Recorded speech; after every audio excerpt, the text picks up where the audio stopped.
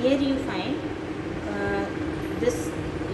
two colored lobes, the darkly stained lobes. This is the adenohypophysis, and in the middle you find the pars intermedia, and here you find neurohypophysis or posterior pituitary. This one is anterior pituitary, this is pars intermedia, and this is posterior pituitary. So now we will find in anterior pituitary what are the parts. That is the pars distalis containing chromophil cells, chromophobe cells, pars distalis, then pars intermedia, and pars the infundibular. And in posterior pituitary comes the pars nervosa, the pars tuberalis, and median eminence. So these are the parts. Now we will go in detail with the pars distalis. So in pars distalis you find two types of cells, the chromophil cells and chromophobe cells. Chromophil cells are again of two types, the acidophilic cells, which looks like this, the eosinophilic, they take the eosinophilic stain, and the basophilic cells. So acidophilic cells, they release the somatotropes and lactotropes, but basophilic cells, they release thyrotropes, corticotropes, and gonadotropes. Then come to the pars intermedia. This pars intermedia, it contains colloid filled vesicles. So in pars intermedia we find colloid filled vesicles, and these here we don't find these colloid filled vesicles. I'll show you in another slide. See here, a small colloid field. So it contains the melanocyte stimulating hormone and endorphins. Then come to pars nervosa.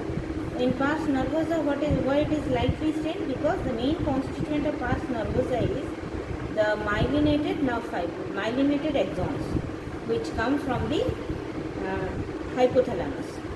So these contain myelinated axons, the neuroglial cells, that is the pituicytes. These modified neuroglial cells are the pituicytes.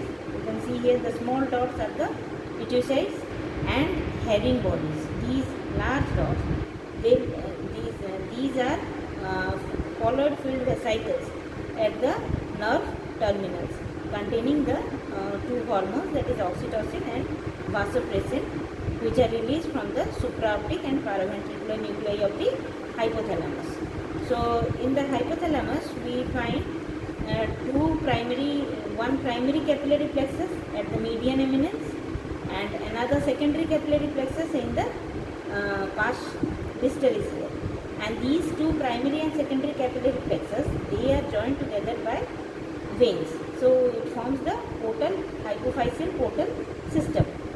And so here you see, I'll show you the herring bodies and pituicytes. These are, you see the large dots, these are the herring bodies, large oval dots, these are the herring bodies. The tip of the pointer shows the herring bodies, and smaller dots, these are the pituicytes, which are nothing but modified neuroglial cells. Okay. So here this in the pituitary gland you find large number of sinusoids also, the blood vessels, sinusoids both in anterior pituitary as well as in the posterior pituitary. So this is all about the pituitary gland. This is pars nervosa, this is pars distalis, and in between you have pars intermedia containing colloid filled vesicles, which contain the melanocyte stimulating hormone and endorphins.